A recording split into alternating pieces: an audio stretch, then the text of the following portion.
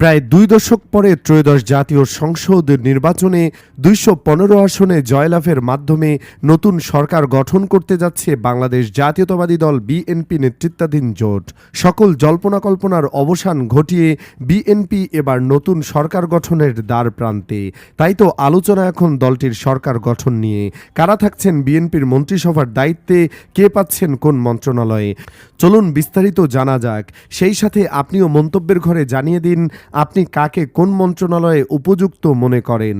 প্রধানমন্ত্রী ও প্রতিরক্ষা মন্ত্রণালয়ের দায়িত্ব নিতে পারেন বিএনপি চেয়ারম্যান তারেক রহমান।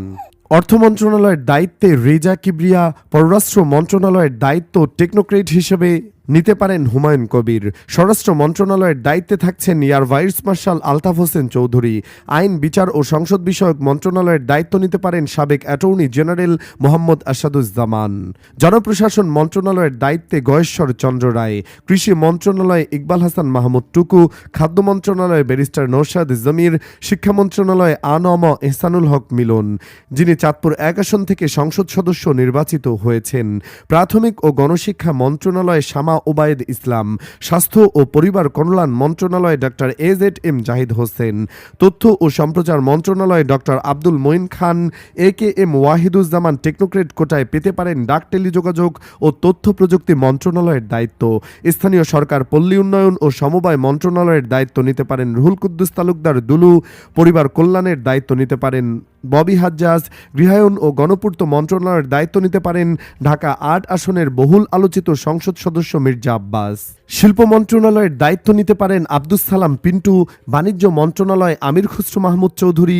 বিদ্যুৎ, জ্বালানি ও খনিজ সম্পদ মন্ত্রণালয়ের দায়িত্ব নিতে পারেন ডক্টর খন্দকার মোশাররফ হোসেন। পরিবেশ, বন ও জলবায়ু পরিবর্তন মন্ত্রণালয়ের দায়িত্ব নিতে পারেন ঢাকা ৯ আসনের বহুল আলোচিত সংসদ সদস্য হাবিবুর রশিদ হাবিব। বেসামরিক বিমান পরিবহন ও পর্যটন মন্ত্রণালয়ের দায়িত্ব বিএনপি মহাসচিব মির্জা ফখরুল ইসলাম আলমগীর নিতে পারেন। ভূমি মন্ত্রণালয় নিতাই রায় চৌধুরী। মৎস্য ও প্রাণী সম্পদ মন্ত্রণালয়ের দায়িত্বে থাকতে পারেন ইঞ্জিনিয়ার ইশাক হোসেন। যুব ও ক্রীড়া মন্ত্রণালয়ের দায়িত্ব নিতে পারেন সাফজয়ী অধিনায়ক আমিনুল হক। মাহাদি আমিন বিজ্ঞান ও প্রযুক্তি মন্ত্রণালয়ের দায়িত্ব নিতে পারেন।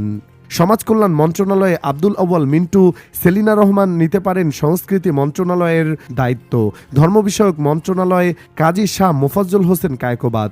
টেকনোক্রেট কোটায় মহিলা ও শিশু বিষয়ক মন্ত্রণালয়ের দায়িত্ব নিতে পারেন সানজিদা ইসলাম তুলি। পানি সম্পদ মন্ত্রণালয়ে হাফিজ উদ্দিন আহমেদ।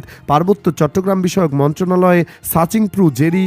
শ্রম ও কর্মসংস্থান মন্ত্রণালয়ের দায়িত্ব নিতে পারেন সাবেক ডাকসু ভিপি আমানুল্লাহ আমান। দুর্যোগ ব্যবস্থাপনা ও ত্রাণ মন্ত্রণালয়ের দায়িত্ব নিতে পারেন আসাদুল হাবিব দুলু। মুক্তিযোদ্ধা বিষয়ক মন্ত্রণালয়ের দায়িত্বে ফজলুর রহমান। সড়ক পরিবহন ও সেতু মন্ত্রণালয়ের দায়িত্ব নিতে পারেন বিএনপির স্থায়ী কমিটির সদস্য সালাউদ্দিন আহমেদ। রেলপথ মন্ত্রণালয়ের হাবিবুর রহমান হাবিব। নৌপরিবহন মন্ত্রণালয়ের দায়িত্ব নিতে পারেন সাবেক ডাকসু ভিপি নুরুল হক নূর। প্রিয় দর্শক, আপনার মন্তব্য জানান কমেন্টে।